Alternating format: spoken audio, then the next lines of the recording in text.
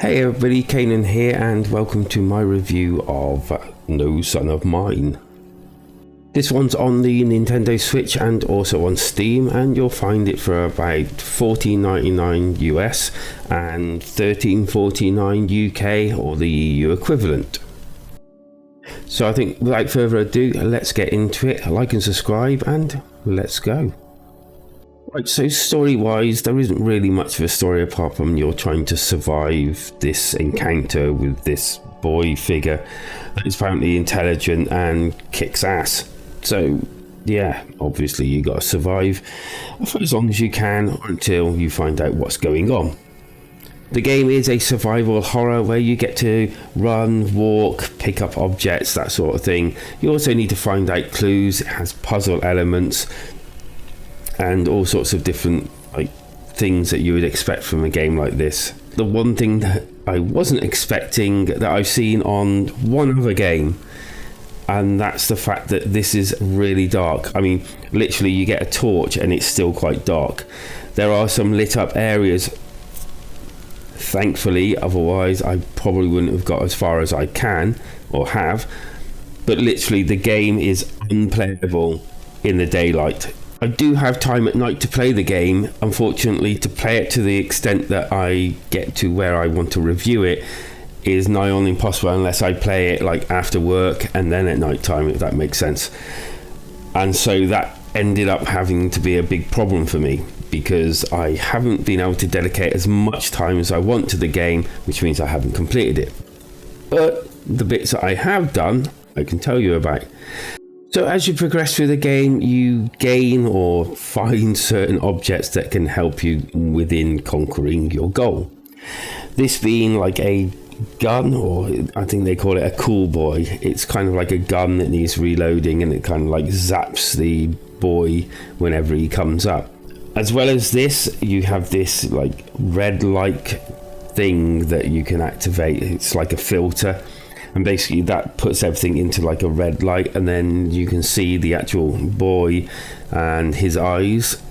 So whenever you see that, you gotta then hit him between his eyes and it'll get rid of him for a while. This being all well and good, but it makes the game even darker at times, especially when the enemies around you, all the lights go down and then you can literally see nothing, and yeah, it just really doesn't help. As well as this, you get to actually upgrade this weapon, and it's quite a good idea. You find these like upgrade tables and you can upgrade certain aspects, like make things longer and also like reduce cooldowns and things. And that's actually quite cool. There's a torch save system, so whenever you see these torches you can save the game, which is pretty cool. It looks, from what I saw, pretty nice.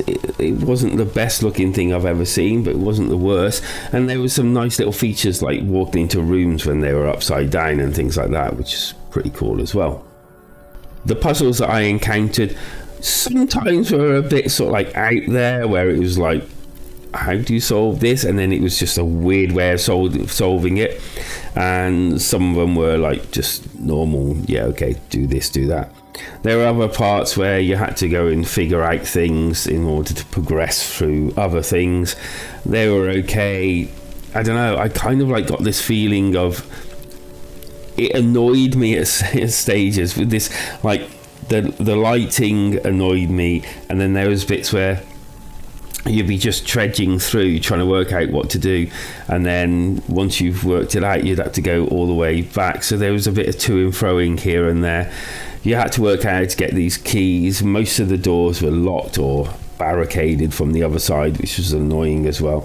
I mean, most of the rooms, especially at the beginning of the game that you walk into, were kind of like, they were just classrooms and things like that with one thing maybe in them that you needed to collect. In addition to the puzzles, there was this weird mini game. Let me explain. Okay, so during the game you get to hide away from the enemy in these kind of like wardrobe type things. They all pretty well look the same. And then once inside, you kind of like get this gauge that goes like this, and you have to get it, well, you basically have to stop it in between its eyes. Yeah, it was a bit of a weird choice. It didn't feel like it fitted properly. It felt like more, you know, they should have just gone for the hide in there, wait for it to go, and then carry on type thing. It just felt a bit odd to me. As you progress, there are things that you can collect to help you out, like extra health and these like battery charging things, so you can recharge your battery straight away instead of waiting for it to build up. That was pretty cool. To be honest with you, I did enjoy the game. It's just that whole it being so dark, it kind of like just really hindered the gameplay, and kind of like having to go back and forth and find these keys were a bit annoying as well. But all in all, it wasn't the worst horror survival game I've ever played. It's just those aspects that I mentioned really drew it down, so much so that it's kind of like hindered me getting a review out. So this is kind of more of an impressions. I'm not going to score it. I would say for the price, it's not too bad, as long as you can get past those little elements or just play it at night time. So anyway, sorry it's not a full review on this game, but it is what it is, I suppose. Anywho, thanks for watching. Like and subscribe. Let me know whether you like impressions videos. I'm not quite sure everyone does. Let me know if you like this format or if you hate this format. Not everybody does. I'm just trying to try different things out, so if it fits and people like it, I'll keep doing it. Thank you very much. Take care of yourselves, because life is better when we game together.